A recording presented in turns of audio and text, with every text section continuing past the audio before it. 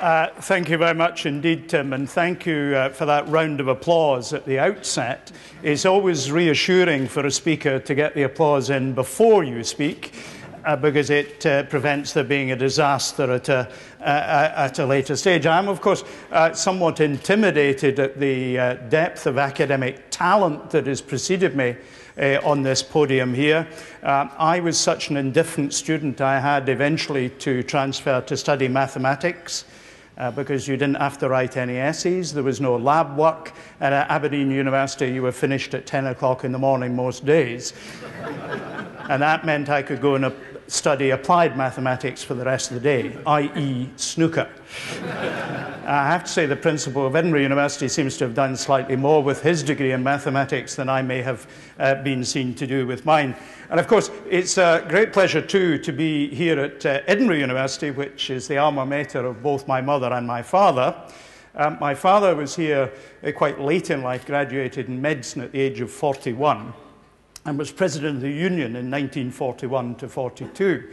And he came back to the University Union in the 1970s. And my father, rather like myself, a shy and retiring character, had insisted that he would not give a photograph to be put on the Rogues Gallery of Presidents of the Student Union. So when he left university, there was a blank space where his picture should have been. And he came back in the 1970s, he went to the students' refectory, was recognised by some of the staff, which tells you about the loyalty of the staff at Edinburgh University, and he looked down the corridor with all the photographs, and he could see these photographs stretching off into the horizon, and he could see there was one photograph in particular stood out from all the others, so he walked down the corridor, and he discovered that they got fed up with the blank space. And some 10 or 15 years after he graduated, they got a photograph of him, put it up on the wall. The consequence of this was that this photograph had faded much less than any of its neighbours. So therefore, it, far from being that retiring Dr. James Stevenson, it was the very prominent James Stevenson. And it thus tells you something about the unintended side effects of things that we do in this life. And perhaps in dealing with the carbon agenda, we are looking at the unintended side effects of hundreds of years of industrialization. And it's an absolute pleasure to be here at the Edinburgh Centre for Carbon Innovation Showcase event, where we're seeing people who are engaging with the effects of that unintended side effects. And of course here in Scotland's greenest building, which is very important indeed as well. And of course we've seen enormous progress in the centre. It started just over a year ago with a single member of staff and a different name. I don't know if the name was changed to protect the innocent or finger the guilty. But it is good that we've managed to get so much money together to build up a pool of talent and expertise. And I see that the list of exhibitors is very wide. I had a very brief walk round. I'm afraid I got hijacked by so many old friends and colleagues that I didn't make the kind of progress I did hope for.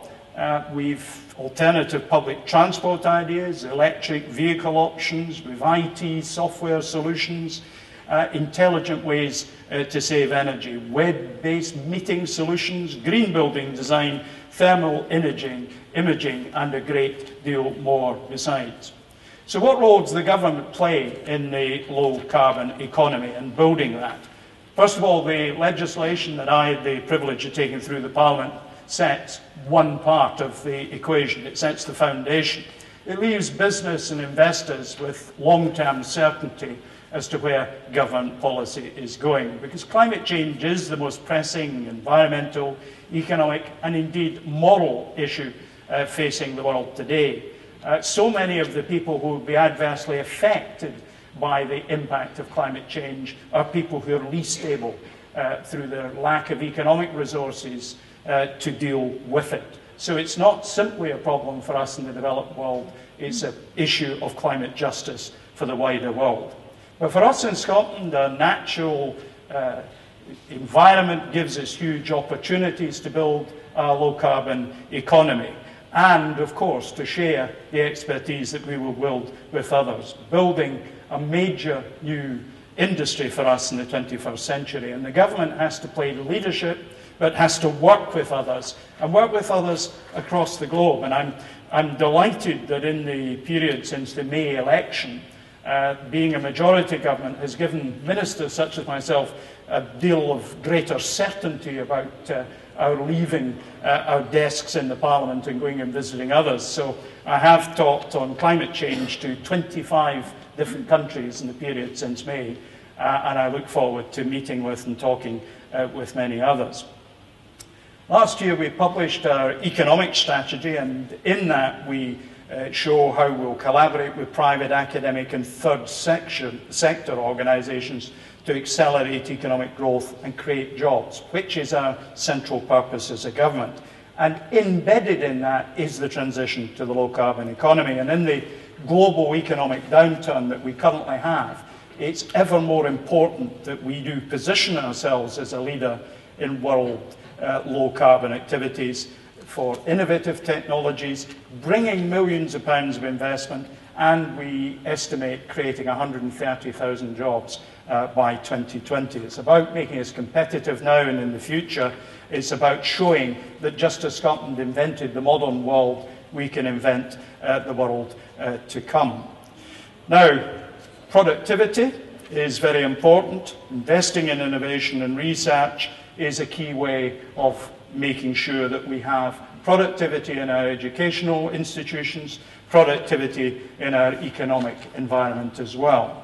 Our enterprise companies do excellent work and improve Scotland's business infrastructure and provide high-quality support for business, as they have been doing here tonight. And that tide of innovation is evidence of their success. And in addition, our higher education institutions and research centres are absolutely at the heart of pioneering work.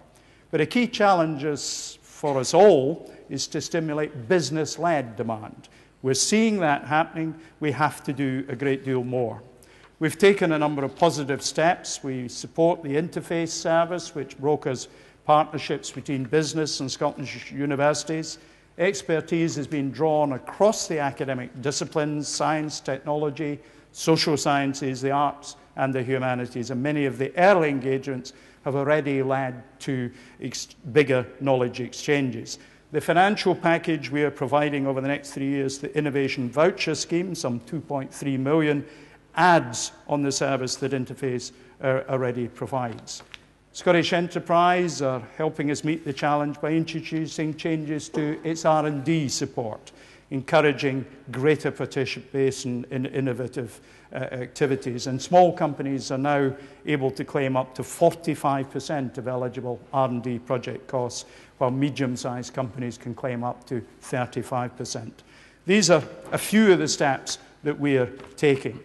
Now, of course, we have to develop the skills throughout the economy, throughout the workforce, top to bottom, so that we create opportunities for the youngsters to have the kind of successful careers that many of us have had. For the energy sector, we capitalise on these opportunities through the implementation of the Skills Investment Plan for the energy sector, commissioned by the Energy Advisory Board, published in 2011 by Skills Development Scotland. And on green energy, working with the SDS, the trade body Scottish Renewables, and other industry partners, we ensure the skills are in place.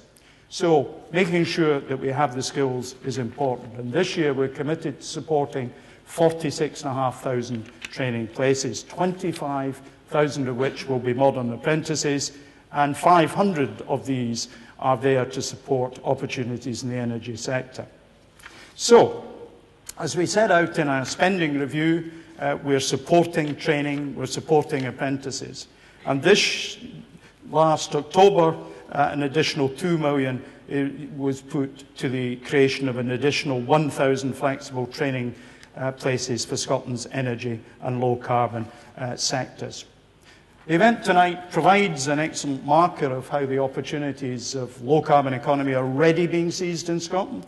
And I hope that the networking opportunities, connections, and more importantly, investment opportunities arise out of this showcase event.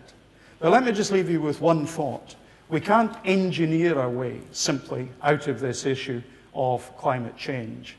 We have to, as individuals, seize the opportunity to change the way we conduct our business. Now, if I, as a minister, can, as I have done in the last 5 years, reduce the number of miles I spend in a car in a year to less than half what it was 5 years ago, that's an example of what every one of us can look at. By the way, I'm still well above the average, so I don't want to polish the old halo too vigorously on that one.